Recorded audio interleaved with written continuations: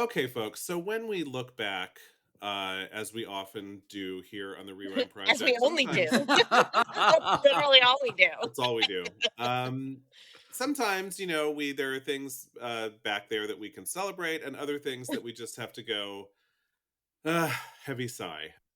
On April 20th, 1999, two seniors at Columbine High School in Columbine, Colorado, went on a shooting spree and killed 12 students and one teacher. Um, it changed our whole world, I think. I mean, it's all of a sudden we're doing active shooter drills in high school. Now, on the positive note, the event did spark a wave of zero tolerance policies around weapons and threatening behavior, as well as a renewed interest in anti-bullying programs. A Yeah, lot of folks did but believe that the reason that these two seniors went on this shooting spree is that they had been relentlessly bullied by their classmates, and this was their chosen outlet, which of course I do not endorse at all. But oof. I think you can also have a little bit of empathy for kids who have it real rough Mhm. in high school, and mainly I think we just want to prevent tragedies like this going forward. Um, Sadly, the gun legislation in this country has gotten worse, Yeah. not better. No, this like yes, it sparked a lot of like yeah, it was life changing for what it was, but it did not change anything even 25 years later. Well, it Very changed the frustrating. way it changed the fact that, now kids go to school and wonder if they're going to get shot. I mean, Sure. Mhm. that's different. Didn't change anything for the better, I don't Mm-mm. think. No. Um, the Columbine shooting at the time held the record for the deadliest school shooting in U.S. history. Of course, it has since been surpassed, and, the hits just keep on coming by two grade schools. Sandy Hook Elementary shooting in December 2012, and later the Robb Elementary School shooting. And I looked at that and I'm like, the what? And it was Uvalde. It's Uvalde, basically yeah. known now as Uvalde, Texas, where the cops famously just stood outside going, "What do we do?" While somebody The was Keystone inside Cops. shooting a bunch of grade school kids in May 2022. So here we are, and we're doing this cold open in conjunction with this particular movie, I think for reasons that will be very obvious once we get into the film that we're talking about. But it has to do with this how we treat violence in this country, and how we sometimes glorify violence in this country, and how violence is not really the answer. And yeah, it's just I don't have any fun jokes to end this particular segment on, because there's nothing particularly funny uh, about what happened there. But again, if you want to, this was 25 years ago this year, that I think our culture irrevocably changed, not for the better, because of this particular event. I don't have anything else pithy to say about Columbine. Do either of you? No. Sure don't. Yeah, there we go. On with the show.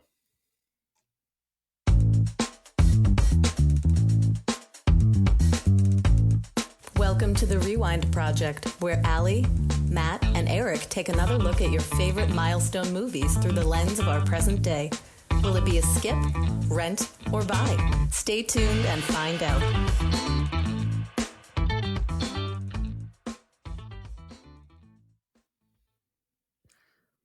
Welcome back, everybody. This is the first episode of season 6. Woohoo! 6? Holy shit. Sace. Season Sace. Season 6. It's an interesting opener to our season, I think.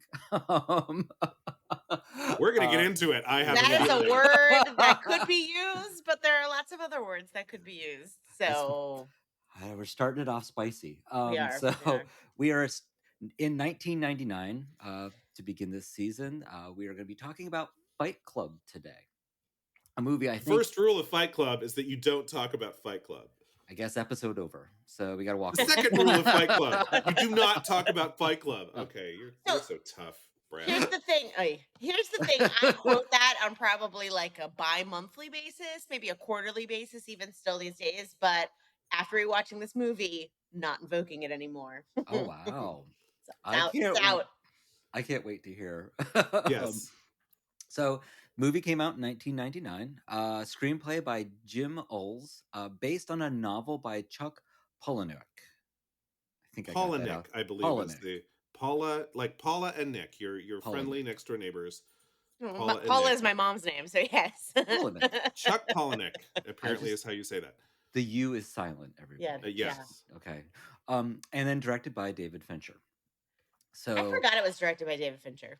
I actually Oh, forgot about this movie is synonymous with me, even though I had never seen it until this week. You did it? This is your first No, time? it's first time ever watching wow. it. Oh. Every time I think about David Fincher, it's this one and Seven, because that is his whole aesthetic, is these dark, gritty, Social Network for me. depressing. Yeah, Social Network kind of feels like a Fincher outlier. It's like, oh, he made a movie about tech geeks? Weird, because I love him. usually he makes a movie about dirt and grime and the seedy side of life, and that's just his oeuvre, if you will. Well, Zuck was pretty seedy, so I guess He's that's where it pretty falls seedy, in. but in Yeah. in an emotional way, as Yeah. opposed to an actual dirty, ooh, I need to take a shower kind of Maybe way. that's why I Yeah. like that movie better. That was one issue I did have with the movie, is that as I've spoken before, I have a friend who like characterizes movies as like dirty or clean, not in a pornography or violence or language sense, but like a literal dirty movie. And this was probably the most disgusting since Train Spotting, maybe, in This terms one? of like filth, like actual Oh, Yeah. yeah. grossness. Like, Yeah. Yeah. There was a lot of sweaty men in this. and you know that Brad Pitt went fully method. You know he stunk to high heaven. He did not wear deodorant this entire shoot. I bet you $1 million.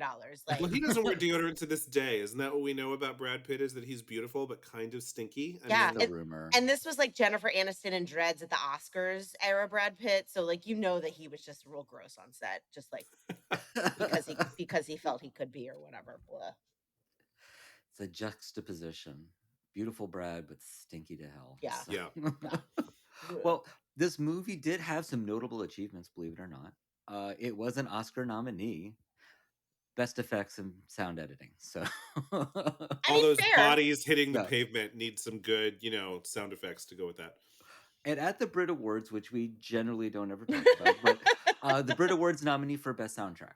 So Okay. I thought that was interesting. So it was just like yes. and like weird metal The things. Dust Brothers, who were never heard from again. Okay. Yes. Yeah. He didn't have Trent Reznor in his back pocket quite yet. No.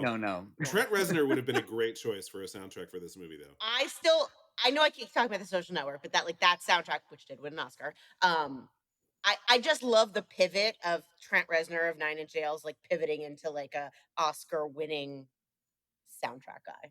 I do need to tell you about, though, it's an original score, not a soundtrack. Okay. Yes. Inside joke, everybody. I didn't mean it. Bunch of songs. So what is the plot of this film? A mild-mannered drone suffering from insomnia finds his perfect sleep date is battling other men dealing with similar issues of loss of purpose and ego, only to have his fantasy unraveled. That tracks. I mean, you could say so much more, and really so much less. I mean, it's so just.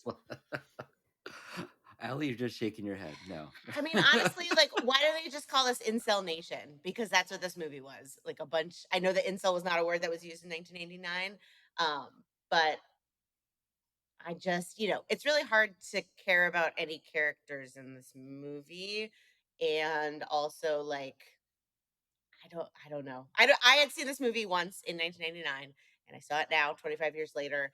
I absolutely, sorry, spoiler for the end of this podcast, but I absolutely hated it. I had a visceral reaction. It made me physically ill. It was just, I was like, I can't watch a movie celebrating mediocre white men. That's literally what the entire movie is. Being assholes to themselves, to each other. It just was like, this is not it. This is not the way.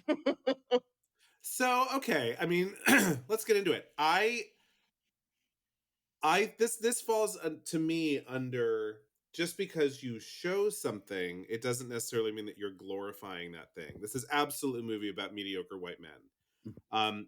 I also, you cannot argue with the fact that incels, which is a word we do use now today, love this movie. I think for all the wrong reasons. I would argue they did not get the point. They did not pick up what Fincher and Palahniuk were putting down about a critique of them. They thought they were being celebrated because, in a way, I mean, it's not just about toxic masculinity. It's about the way that certain mediocre white men celebrate toxic masculinity. And so they did make it look kind of sexy. And I guess it just comes down to, how do you feel about all those buildings being demolished at the end? Do you think that that's cool? Or do you just look at it and go, what the fuck? Like this, it's, ugh, and it makes you feel how it makes you feel. But I don't think, certainly it did not make you a fan of toxic masculinity, Allie, Well, watching it. I mean, it sent you in the absolute opposite yes. direction. And I would say that's because you got it. Right. Well, yes. And perhaps I use this as a dating litmus test moving forward. Did you like Fight Club? Like ask it on the first date and like Uh-huh. see what their reaction is, and then I can judge from there. Yeah, it just like I said, I saw this in 1999. I don't remember having this reaction. I don't remember really. I actually remembered absolutely nothing from this movie other than the fact that I knew that they were fighting. I didn't remember Helena Bonham Carter. I didn't remember that David Fincher directed this. I didn't remember the whole like massing of idiots plot at the end. None of it. Zero. It was like watching a brand new movie other than I knew the twist. Huh. We'll get into. Yeah, Wow. it was so funny how little of it I retained other than quoting the first rule of Fight Club is we don't talk about Fight Club. Yeah, I didn't remember. And I remember the soap. I did remember the soap. But yeah, I was actually kind of shocked. Like, I have a pretty good memory, and and again, maybe I had such a visceral reaction to the first time that I blacked it out. I don't know. Who knows? Who knows? Maybe I was drunk. Maybe I was high when I saw it. Who knows? Maybe it was an alternate personality that actually watched the movie. Yeah. So, Yes. I don't want to meet Allie's alternate personality. Like Allie just herself is a lot. So how many hours a night do you sleep, Allie? Yes. a lot. Like I never have a problem with sleep. Knock on wood. Well, you think you're sleeping. Meanwhile, Skylar Schmurden is out there Yeah. causing all kinds of havoc. Schmally Schmankins is out there. Well, let's get into it then. So let's start off with the cast list here. Brad Pitt as Tyler Durden. At his hottest, at his certainly his most built. Oh, geez. Yeah. I mean, yes. I mean, when they showed the live V's, Brad. I was like, I was like gasping for air. Even though I know that he probably smelled, but I was like, ugh. Like that's an 8-pack. He was sporting an 8-pack. Just saying. Yeah. I could get past the smell. I really could get Could past you? the smell. Yeah, I think I could. I would make an effort, I'll tell you. you would do that for yourself. Like you would climb that mountain this. literally.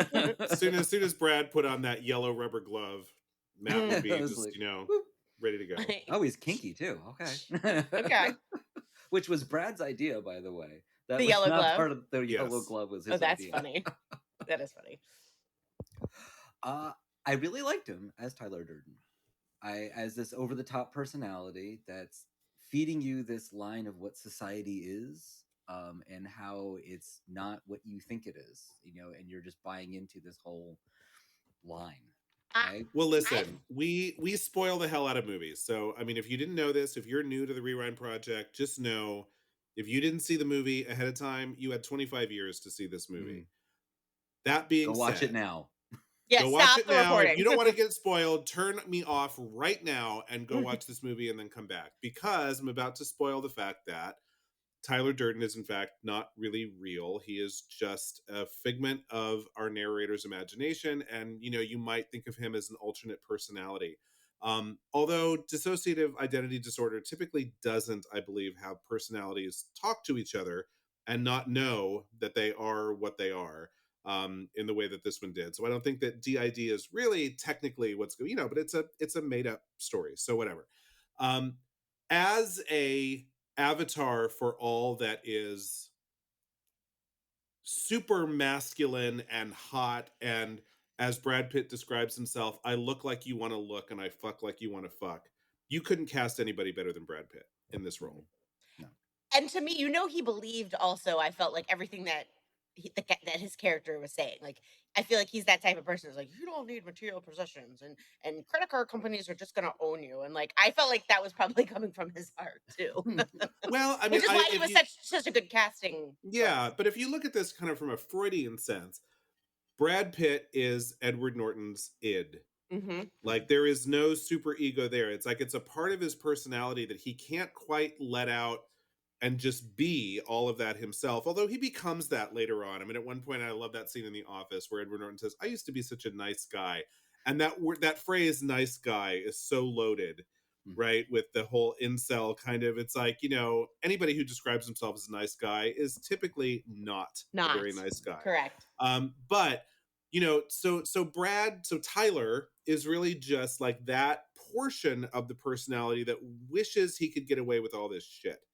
And so that's who Brad is. And anything that is the super ego is just not a part of Brad's makeup. So he's not really a full character. He is a portion of somebody. He's But a that's persona. yeah. But that's to his credit that obviously he feels like a real character, and Yeah, you don't know he that twist until does. the end. He does. Yeah. And you'd have to be as gorgeous as Brad Pitt to get away with half that shit. Correct.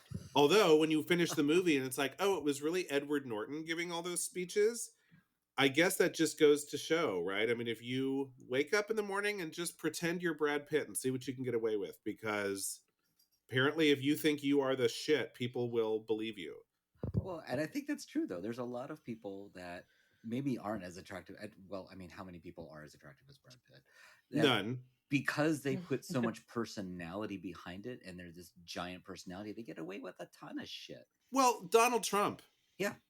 is not by any stretch of the imagination hot. He's not even passable. He's disgusting. I'm gonna I mean, throw he up is on this iced tea I'm drinking. he is literally like, awful to look at. But look at how many people hang on his every word because he believes. He looks in the mirror and sees Brad Pitt. Yeah.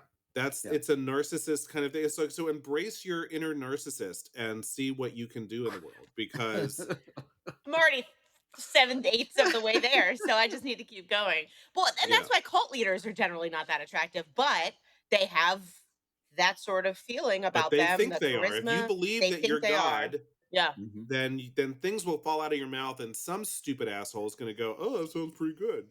Right. And if you want an example of that, watch The Vow on Max. Oh God, Keith Raniere is, ugh. But he had a whole cadre of beautiful women, so who knows? Mhm. Yes, he did. So yeah, I would say Brad did a good job being the opposite to Edward Norton as the narrator, who is always listed as the narrator. We never get his name. I did read that on the shooting script, his name was Jack, Jack. Okay. because he keeps saying, "I am Jack's, bile duct. I am Jack's, Oh, interesting. sense of revenge. I am," because of those stories he read in his, in that little that place that they I lived. forget that magazine. The Grey Gardens of the It was like of Fight annotated Club. reader. Yeah. I mean, it was just, it was, but, he started introducing himself as Jack's XYZ. And so the shooting script just called him Jack. Now, one of the conspiracy theorist explainer videos that I watched on Facebook insisted that his name had to be Tyler Durden, That's because what I would think. how else are you going to get on in an airplane, where how else was Tyler Durden going to get on an airplane and fly across the country using a name that's not his, or a flight coupon from Jack's office Well, that's made out to Jack, if that's not your name? I mean, if his name was Tyler Durden, then he could. Well, he could have a fake ID. I mean, we are talking about pre 9/11. I mean, when this movie came out. So, Sure. I mean, flying was a lot simpler and a lot easier to Yes. get on a plane at that True. point. Yeah. True. But I So mean, it's like- it would, but he was clearly Tyler to Helena Bonham Carter. He was clearly Tyler to all of his idiot followers.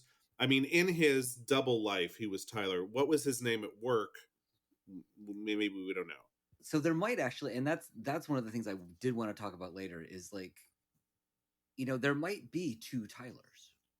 Like, and so he just doesn't recognize himself when he looks in the mirror, but his name might have been Tyler Durden growing up, and he just forgets it when he is the narrator, like living out this life, and he just doesn't realize it. It's kind of like you don't have a memory for faces, and people can literally look at themselves in the mirror and not recognize themselves. They cannot have a face. They cannot remember their own face. There's an actual condition for that. I'm wondering if it's a similar thing here. I don't know. I hate the trope of a nameless narrator. It happens in books way more often than it happens in movies, but it's just something that annoys me. And it's always like, it's because they're meant to be an everyman. I'm like, it's bullshit.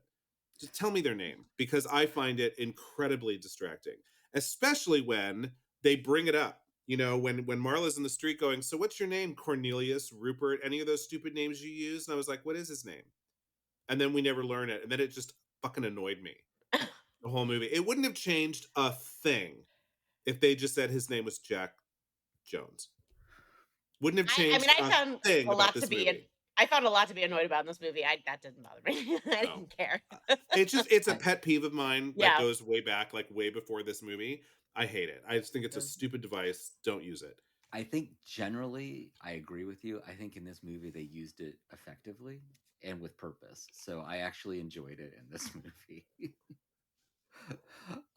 And especially with Edward Norton just kind of being like he was this drone that almost didn't exist as a person. Like he was just kind of living a life and didn't have any purpose to him. And it seemed as a drone, it seemed to make sense that he just didn't have a name to me, that he was just the narrator telling this story. So for me, I thought that was very effectively used. Uh, Third up is Helena Bonham Carter, which I keep saying her name wrong, and now I have finally like having to type it out multiple times. Understand that it is Helena Bonham Bonham. Carter. Bonham. Just Bonham. Yeah. Bonham. You don't really say The the H H. is silent. Yeah. In most like British things, you don't say the H. Bonham Carter as Marla Singer. Like I said before, not a stitch of recognition that she was in this movie. I mean, for me, she was the best part. And it is funny because we were talking about Sweeney Todd before we started recording, and I can see signs of her Mrs. Lovett in this role Oh, many, yeah. many years Yes. before she would play it. But And this was the role that she broke out of all those British period corset dramas. That's all she was doing. And she was actively looking for something that would rip her out of that so people could see another side to her. I mean, I don't think she ever would have been Bellatrix Lestrange in Harry Potter she's had so it good not in been. that too. She's so good in that. She's so good in that. You know, Perfectly yeah, cast. I mean, Perfectly well. cast. Perfectly cast. Yes, and I don't think anyone would have ever seen her Yeah. there because she was really. I mean, it was all a room with a view. This angelic face, you know, these corsets, these parasols in the Italian sunshine, and that's all anybody thought Helena Bonham Carter was or could do. So she just, I mean, I think she's not what most people think of when they think of Fight Club, but I think when they saw anybody who was a fan of hers came to see her in this, just went, holy shit. Yeah, I'm sure. Yeah. I mean, she's not in the movie that much, honestly. She's not.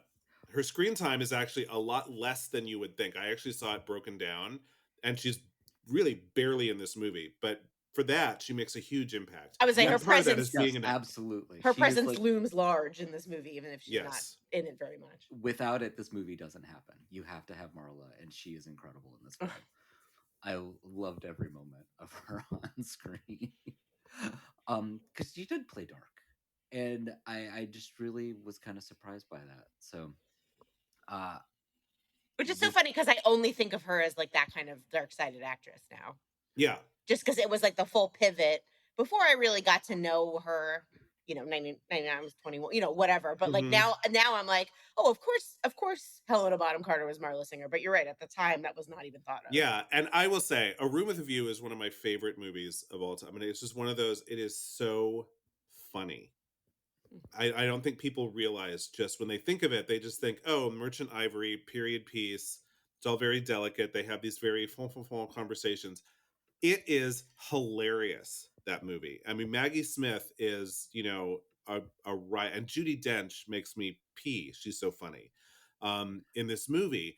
But Helena Bonham Carter is just 100% the ingenue. And that's all she is. And before that, it was Lady Jane. I don't know if you remember that movie, the movie about Queen Jane who only reigned for 9 days. Oh yeah, I love and that was movie. really just manipulated by everybody, Love that and just, movie. but she was this little waif who just like was not very politically savvy and was just kind of a victim of all of these toxic men who were just, pulling all the strings. So for her to come out with this and like be, this dark and this crazy and, was amazing for people. And yes, I mean, this changed her whole career. Next up was, I think, a surprise for a lot of people in this film. It was a smaller role as well, but I think one that was pivotal was Meatloaf as Robert Paulson. I love Meatloaf. I have seen him live. R.I.P. to Meatloaf. Mm. I don't know. I just love Meatloaf. And he was a delight. And I didn't recognize him at first. And then I was like, oh, wait, that's right. It's Meatloaf. Didn't remember him in the movie either. I think he's a great actor. I Yeah. wish that he had done more stuff. I do Yes. too. Yeah, kind of like his namesake. It's kind of like comfort food. You're always happy to see him there. Yeah. And I think the tenderness that he showed in this character, this was actually an interesting character for him to play. I thought was really well done. I enjoyed every minute of him on screen. I am very unexpected. Yeah, I will say that whoever is responsible for his prosthetics did a great job because it was very disconcerting. So the prosthetics, they spent a lot of time developing those, and the reason you never in Fight Club, when he joins Fight Club, the reason you never see him without a shirt is because of the prosthetics. So that's why, because in Fight Club, that's one of the rules. You're not supposed to wear a shirt. No shirt, no shoes. They would have CGI'd that shit today, and you would have seen those Yes. big old boobs with hair all over them. Swinging around. Swinging around. You absolutely would have. I mean, Pendulous. I mean, I didn't like when they called him bitch tits, like, so that really like started the movie off like not great for me. I was like, God. Yeah. But yeah, he but was I mean, great. this is Meatloaf was great. yes. 99, yes.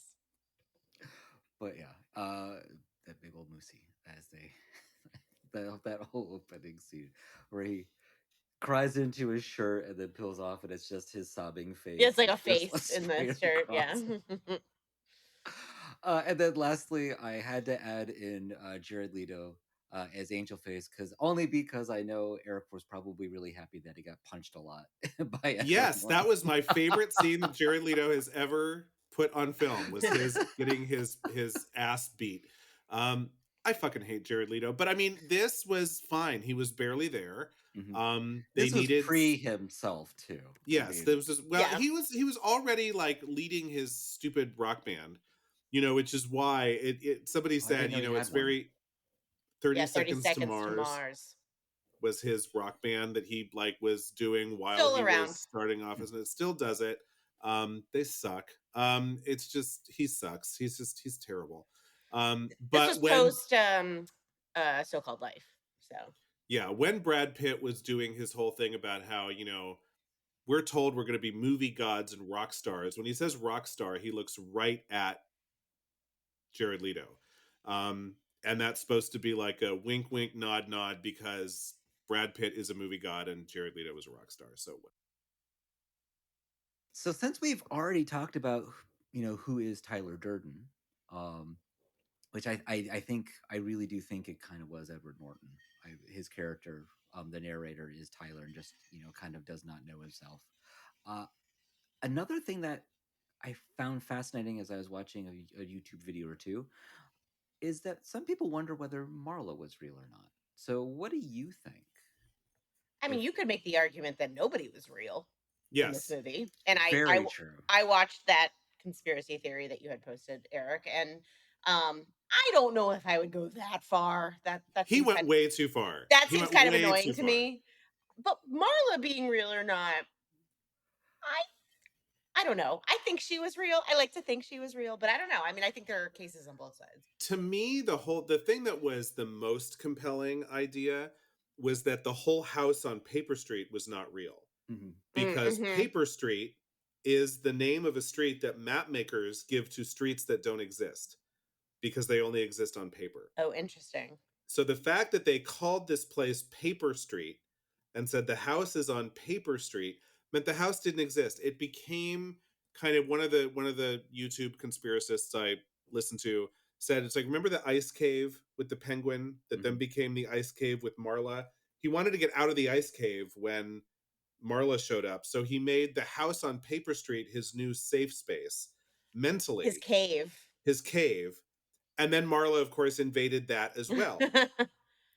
And that was one of the reasons why they're like, we don't think Marla is real, because she keeps popping up in his mental safe spaces. But if the house on Paper Street is not real, then nothing else is real. The Project Mayhem is not real because they're all in the house. And then if Project Mayhem is not real, then the houses don't blow up at the, I mean, it's just, then nothing is real. But guess what? It's a movie. Right. Nothing is real. I mean, it's like you can conspiracy all day long, but I'm kind of with Allie. If they didn't make clear that Marla was not meant to be a real person, then we're allowed to watch the movie we want to watch, and none of it's real anyway. So I have a theory about that, and I don't know if this is what the movie, makers intended, or even I haven't read the book. I don't know if it's what the author intended or not. But I think you can make an argument that there's actually two Marlas.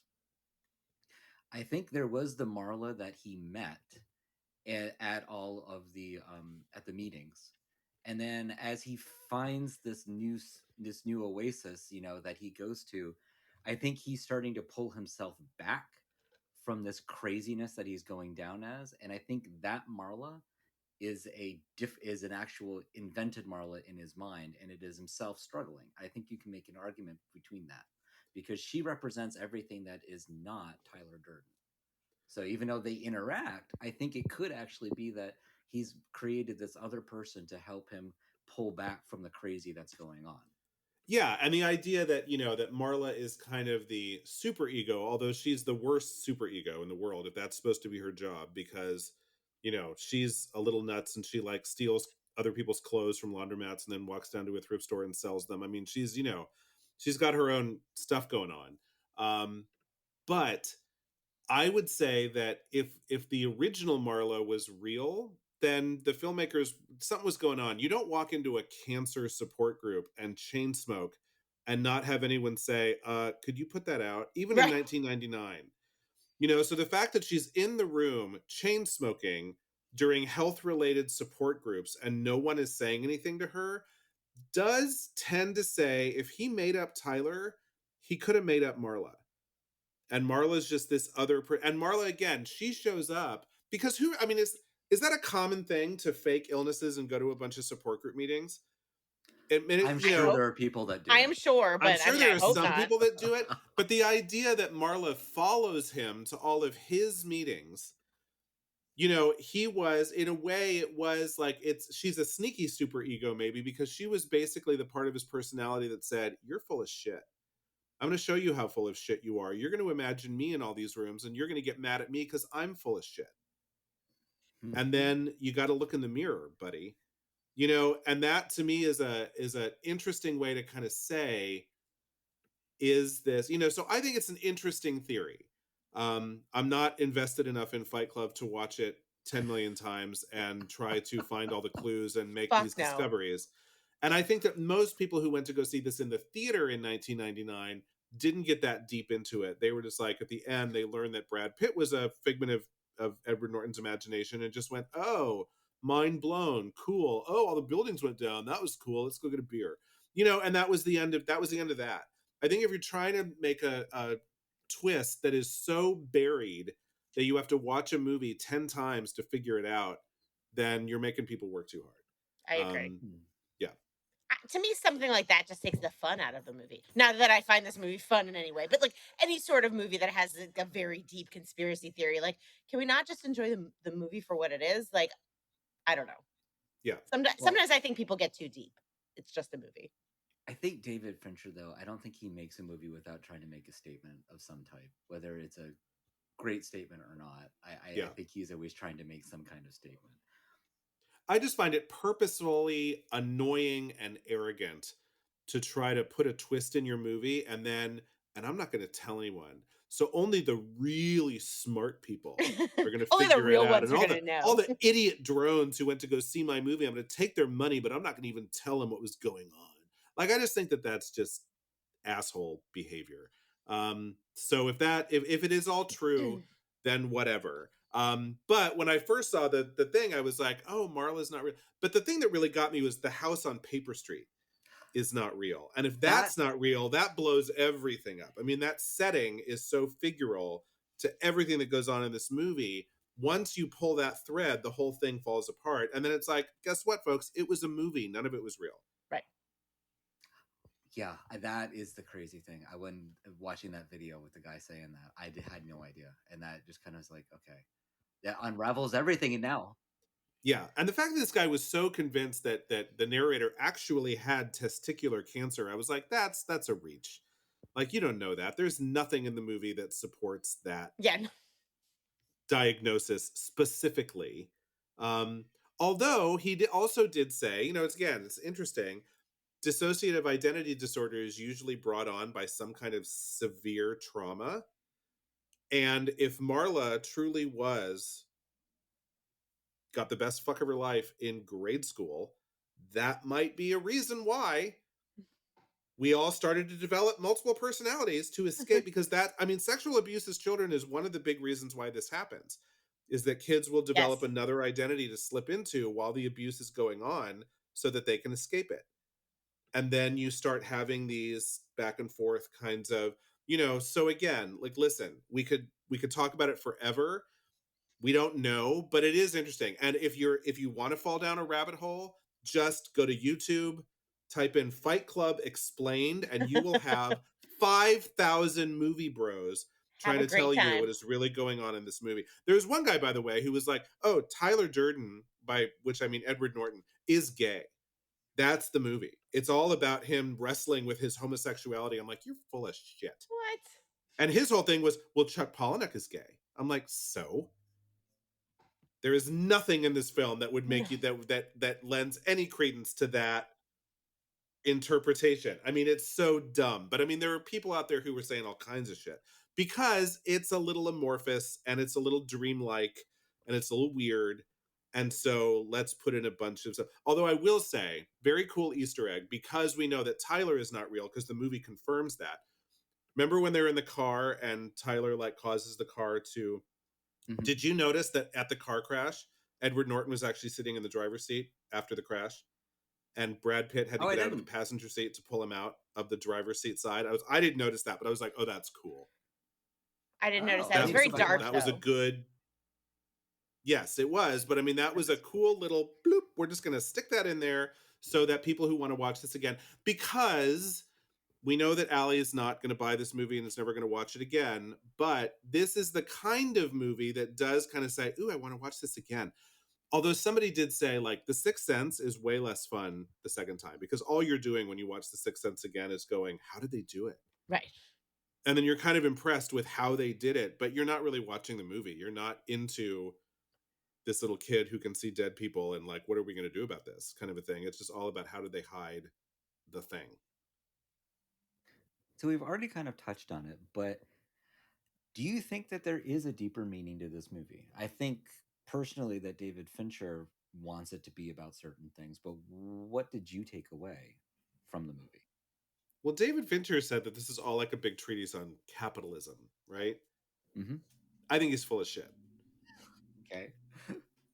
I mean, I think if this movie is about anything, it's about masculinity and what is it and why is it often so toxic, um and what is, when mediocre white men can't handle feminism, and they say we have to reclaim our, masculine identities. Why does that always look like aggression and violence and stupid man baby behavior? And that to me is, I think it's much more about gender than it is about economics. The whole credit card thing, that was just a stupid excuse to blow shit up. That was a red herring, as they would say in Clue.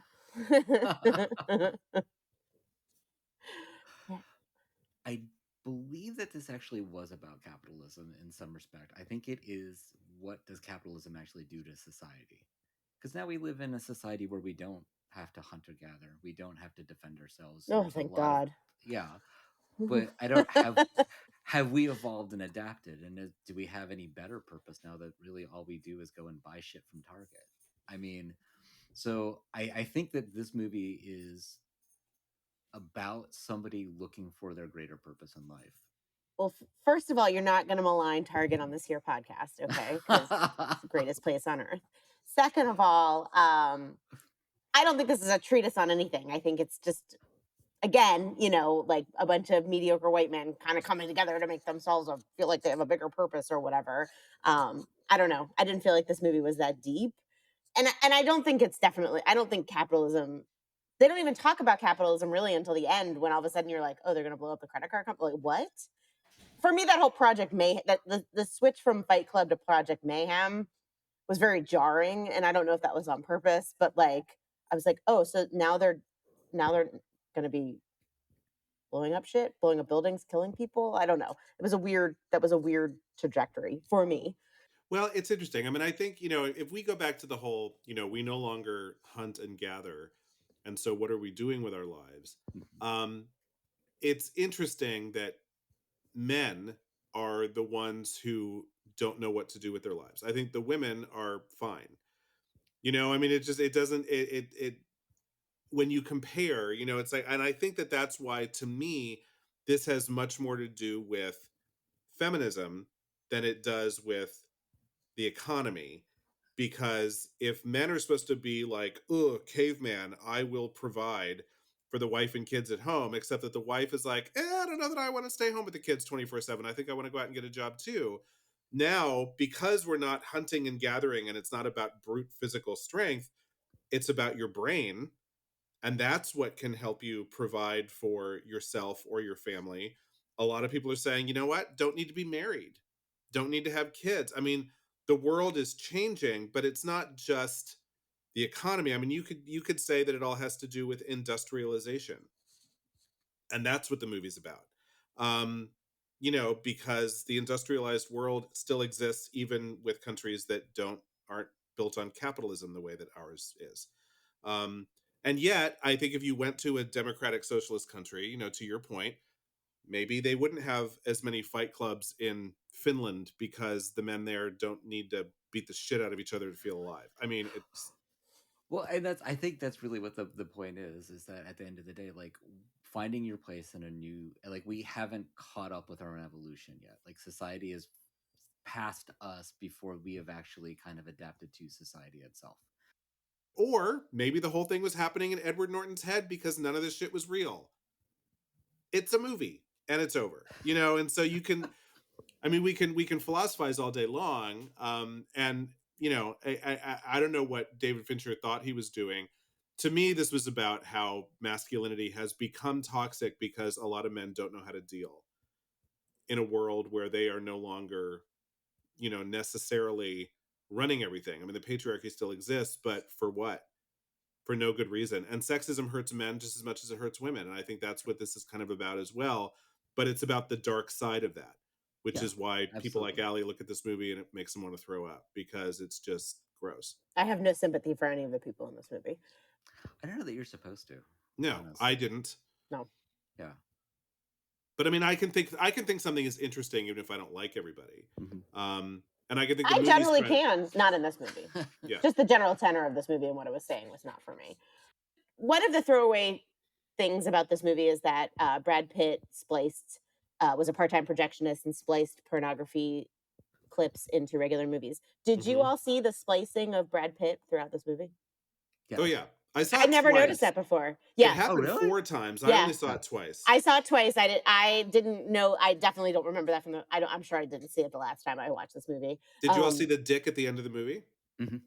Oh no, that I didn't see, but I did see the Brad Pitt. Right after all the buildings come down, it's like, and penis, that's and then funny. we're done. I just thought I did think that was kind of cool because I stopped it because one of the ones that I saw one at the beginning and then one when he comes out to confront Marla and at the beginning of the movie, and I was like, I kept stopping and then I was like, that is a splice of Brad Pitt. I thought that was very clever. Yeah. That's the only praise that this movie's gonna get. But I did The other thing that I thought was kind of cool is when this came out on DVD, remember the warning about piracy and you're not allowed to copy everything? The warning on the DVD of Fight Club is actually a message from Tyler Durden. And if you freeze it, it basically says, why are you wasting your life reading this shit? You need to stop doing what people are telling you to do. Love, Tyler.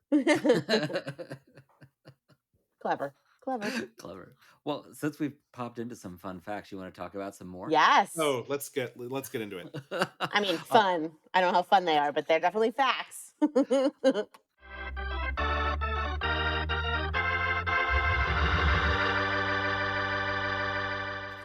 Arthur Chuck Polonick. I'm never going to get this right. Polinick. Polinick. Polinick came up with the idea after getting beaten up camping, and none of his coworkers asked about his injuries afterwards. He was fascinated by the idea of like the social blocking, and like his coworkers didn't actually connect with him on a personal level.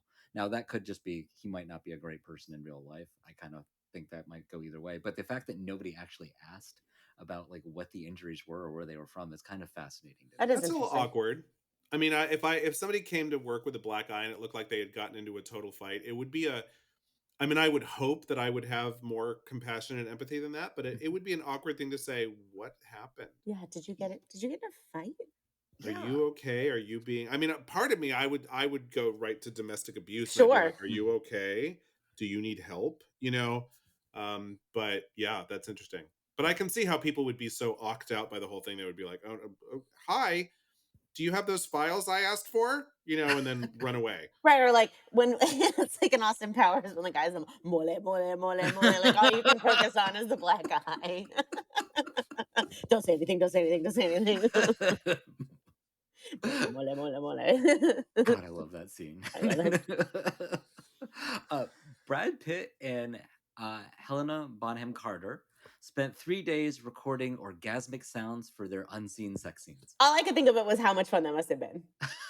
Like I knew that I'm sure it's like I was like, this is you get paid 3 days to just pretend to have an orgasm. Yeah, like how just to funny go is into that? a recording studio with Brad Pitt and go, ah, Oh, ah, oh. harder, harder. Yes, yes. Marla's original pillow talk line was, "I want to have your abortion." Yikes. But Fox 2000 Pictures president of production, Laura Zinskin, wanted it changed on the grounds that it was offensive. Fincher agreed only if she wouldn't change the replacement line. She hated that replacement line. "I haven't been fucked like this like that since grade school more," but she kept her word. Okay, first of all, I want to say Laura Ziskin is a terrible negotiator. Yes. Yeah. You don't say to David Fincher, come up with anything else because nothing else could possibly be any more offensive than that, because he'll come up with something else. He sure Yeah. will. I also think, though, "I want to have your abortion" is such an interesting line. Mhm. Like, it just says so much about, like, yes, I will have unprotected sex with you. I don't want to be pregnant.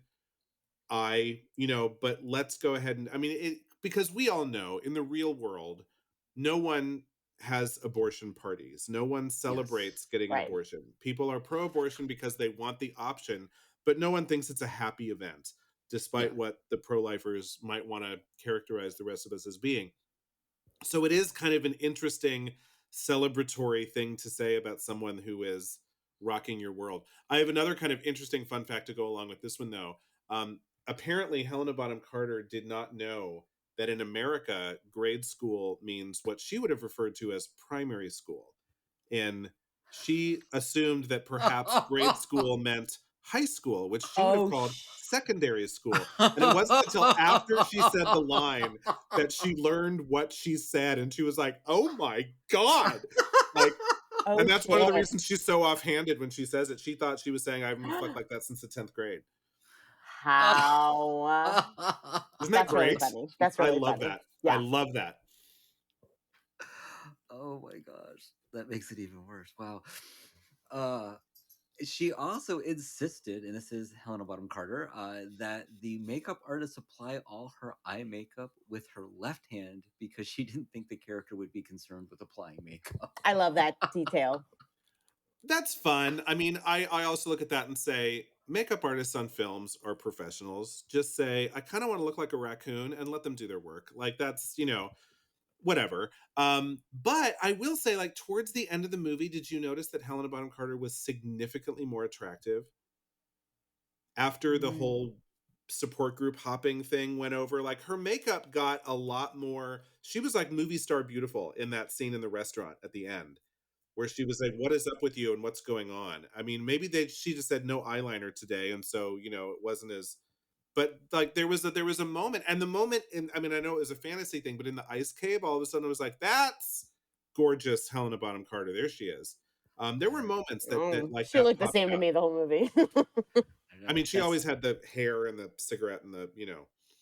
That supports my theory that there's actually two Marlas. There's Maybe. the real world Marla, and then the There's imaginary Raccoon Marla, and then there's Marla. Glam Marla. I mean, Glam is, tempered damning with faint praise because she's still Marla, but Or maybe she was just getting some good Tyler, and so I mean, she just started like applying more she makeup. glowed. It's the post-Tyler glow. But apparently, you can even rock somebody's world and be the most orgasmic man in bed as long as you think you're Brad Pitt doing it. It'll happen. This one I thought was hilarious. The camera briefly shakes during the scene when the priest is sprayed with a hose because the cameraman could not stop laughing. That is Makes funny. me wonder if the priest was an actor or whether they just said, "Hey, the next guy that comes down, just spray him with a hose and see what happens." Just for the movie. Let's do a little guerrilla filmmaking and improv it. Pretty I would funny. love to know that a priest actually came out swinging. Right? That would be And then lastly, the role of Marla came down to Helena Bonham Carter and Reese Witherspoon. That is bananas. The studio wanted Reese because she was a bigger name at the time. Reese turned it down because she thought the role was too dark. So David Fincher got his pick. It is bananas to think of Reese Witherspoon, but I think that if she liked it, if she was like Helena Bonham Carter and said, I want to switch up my image, I want to show my range, she could have put on some raccoon eyes and ratted out her hair and been great. Mm-hmm. I mean, if she gave it, she's done some darker stuff later. Yeah, I don't know. She could have been awesome. Season. She was, yes. She wasn't any much of a weirder choice in 1999 than Helena Bonham Carter was. In fact, Helena Bonham Carter was probably an odder choice. She was a dark horse for sure, yeah, but I don't. Well, this was her Miley Cyrus breakout moment. Yes, I mean, listen, in every good girl, there's just a Marla Singer who's just itching to break free. Okay, kids, it's game time. Whoop, whoop, whoop. Woohoo!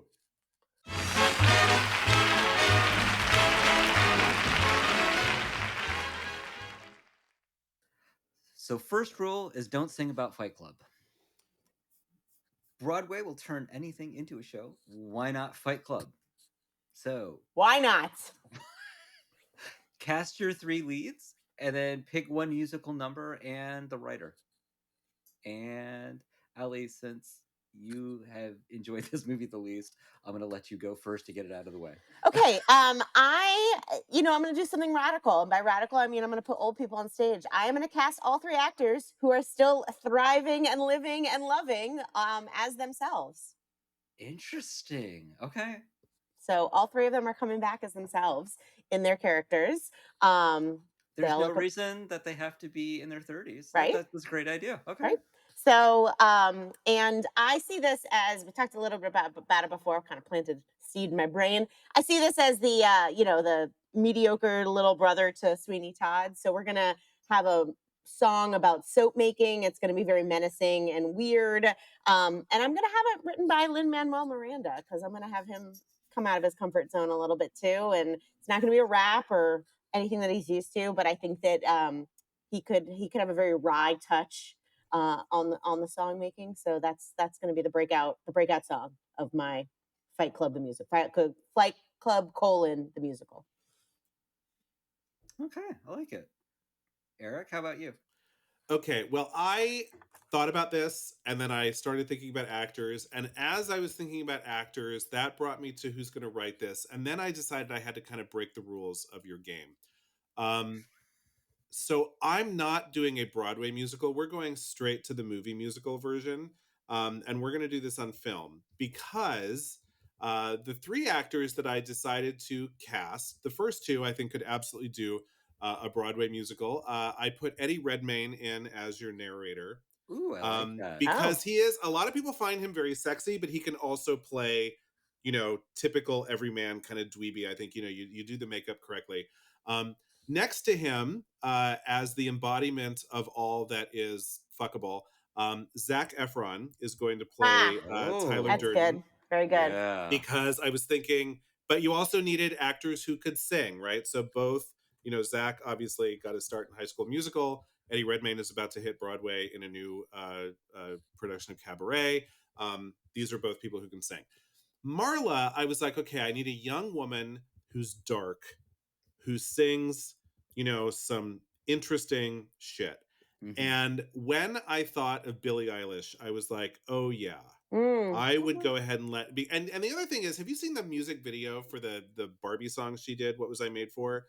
She can act. I mean, it's all silent. I mean, she doesn't deliver any lines, and she's not even lip syncing to herself. But there's some poignancy in that, and I thought, okay, I think Billie Eilish can do this. But obviously, Billie Eilish has a voice that I don't know is really built for Broadway. It's not really a belting to the back of the house, and the way that she writes music with her brother is very kind of overproduced and kind of that slightly techno metal weird kind of. And so I would actually bring in Phineas O'Connell, who is Billy's brother, and Billie Eilish to write the entire soundtrack in their very typical kind of overproduced, breathy, menacing kind of way. By the way, if you're not familiar, they both wrote the song that is being used as the theme for the new True Detective, Oh, Night Country, and it's interesting. a perfect opener because it's creepy, It's right? old. It's like from It's 20. old, She wrote yes. that, Bury yeah, a from Friend 2019. isn't, Yeah. yeah, it's an older song, but I mean that written by the two of them, and that's the style that I'm kind of thinking they could write this whole musical in. And if the songs are being written by her and her brother, she'd be perfect for them because that's she sounds really great in that. So for me, it's a movie musical. It's dark. It's very like lots of cameras going like during the song when it's getting all frenetic and weird and the way that they typically write stuff in a very produced kind of way. But I thought a movie musical of Fight Club with the music written by the two of them with this cast would actually be kind of fun. The musical number is very, very close to Allie's, although I call this song Feel the Burn. And it's all about, the chemical burn with the lie. So Eddie and Ugh. Zach would sing a lovely love song to each other while Eddie's hand is being burned with a big, pocket of lye. And they would sing a lovely tune written by Phineas and Billy to that. And I just kind of, Feel the Burn I thought was fun because that's like the old aerobics phrase, like, the whole build those pecs up kind of a thing. Could just bring in a little irony. And anyway, that was my Fight Club the musical. I love it. Jack's Colin. No. Yeah. Yes. Jack's colon, exactly. Well, I went a little bit different. I went pure Broadway, which was a little bit harder for me, so I had to enlist some help from some friends. But so my Fight Club, my Tyler is going to be played by Claiborne Elder. So he is the hot boyfriend from the Gilded Age. We just saw him at Signature. Man is beautiful. Has a nice raspy voice when he wants it to. I think could play a really great Tyler on stage. My narrator is going to be Ben Platt. I can't think of Perfect. any more hapless Perfect. person. Yeah. than that. Yes. Such a dweeb. And next to Yes. Claiborne would just look like, why are those two friends? Exactly. And then my Marla, this is where I really had to reach out, is going to be played by Anna Lee Ashford. She just played Mrs. Lovett on Sweeney Todd in Broadway. So I've been assured that she will be a wonderful Marla. My song, I'm sorry, is going to be Bob Had Bitch Tits. Oh, God. And not for that line, but because I do want this kind of menacing song, but I also want it to be soft and sweet because it's about the narrator finding his happy space in this very odd setting and kind of finding his soft center there. And so I like the juxtaposition of those two ideas together. So that's why we're gonna have this song. And it's my go-to. I tried to think of somebody else. I almost said I almost said Justin Timberlake, but I really want Pink to write this because I think I knew it was going to be gonna Pink. write- I knew it. Because God damn it, one of these days she's going to, and I'll be right. So why not be one of my ideas? So that is my idea for Fight Club. Okay. So that brings us now to skip, rent, or buy. Skip, ignore the bruises like it doesn't exist. Rent, I'll watch some guys duke it out in a parking lot. Buy, man, I'm in for Project Mayhem. So let's go in reverse order. Eric, skip, rent, or buy. Oh, I'm going first so we can keep the suspense alive. And find out later what Allie will say. I could pull a Uh, Tyler Durden and change my mind. Yeah, no. you know, it could. I doubt that's going to happen. I'm going to say Rent for Fight Club. I do think that in our, you know, our traditional definitions of these phrases, you're curious to see it again after you see it the first time because you just want to see like how did, although I will say this is the first time I've ever seen Fight Club. The twist was ruined for me a long time ago, so I Mhm. did know when I started that Brad Pitt and Edward Norton were meant to be the same person. And when he meets him on a plane and he has a business card and he has his own business and he has an address and he says, "Come stay at my house," and the house exists, I was like, well, maybe I was wrong. Maybe that's not the twist. But then, of course, it turned out to be absolutely right. Um, and I saw it.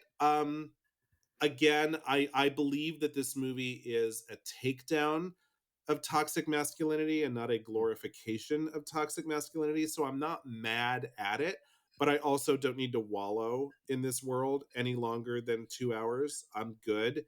It was dirty. I've taken a shower and I'm good. So I'm happy that I saw this thing that I've been hearing about for 25 years, but I can check that off my list and say I'm done now. I'm around. Okay. Allie, how I about you? mean, Waiting with bated breath, Allie. I'm a huge skip. I don't ever need to see this movie again. Even if somebody asked me, I'd be like, you need to watch that on your own. And yeah, it was not for me. I was disappointed because I think that when I told a few people that I watched it and I hated it, you know, they seemed kind of taken aback, kind of surprised because they remember loving it, they remember seeing it, and you know, and again, I don't know if it's just that the time has passed. I have perhaps have grown as a human being and as a woman.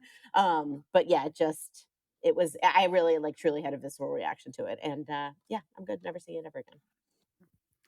And then I am a bi. I have bought the movie. And Seriously? yeah, I Oh, already shit. owned it. I guess I haven't grown as a human. I think there is a lot more to this movie. I think I don't know that David Fincher imagined that there would be much more to the movie or intended for there to be much more to the movie. I like the fact that there are things that are left for you to discuss and talk about, and it can open up conversations. I think a lot of people do watch this movie for the wrong reasons and enjoy it for the wrong reasons. But I do actually like this film, so I will watch it again for maybe a couple more months, but I probably would pull it out if I was looking for something to watch and watch it again. All right. I love it when there is a three-way split decision. It just makes me giddy. I do. I love that. Well, next up is that 1999 classic Election, which I'm excited to see again too. I'm excited to see again for sure. I have not seen this film in 25 years. Hope I'm not disappointed. I saw it recently, and when I say recently, maybe within the last like 7 to 10, but probably not since then. So I remember thinking, yeah, wow, that's dark, and like really enjoying it. I just remember thinking that bitch is crazy, and that was Reese Witherspoon. So you know, right now I'm gonna watch this movie, and occasionally I'll be like, "Can I see Marla Singer here?" And maybe I can. maybe. Well, thank you everybody for joining us today. This is the opening salvo for the season 6 of the Rewind Project. It's gonna be a wild ride. It's gonna be a wild ride. Buckle up. Well, thanks again for joining us. I'm Matt. I'm Allie. I'm Eric. Be kind. Rewind.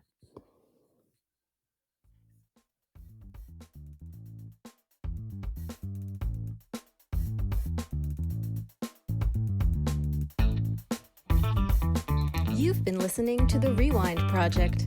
You can find us wherever you get your podcasts, including Apple Podcasts, Stitcher, Radio Public, and Google Play. Please subscribe and rate us. It helps a lot. We love your comments and questions. You can find us on Facebook, Twitter, and via our new phone number at 202-618-2402. Thanks for listening. Be kind. Rewind.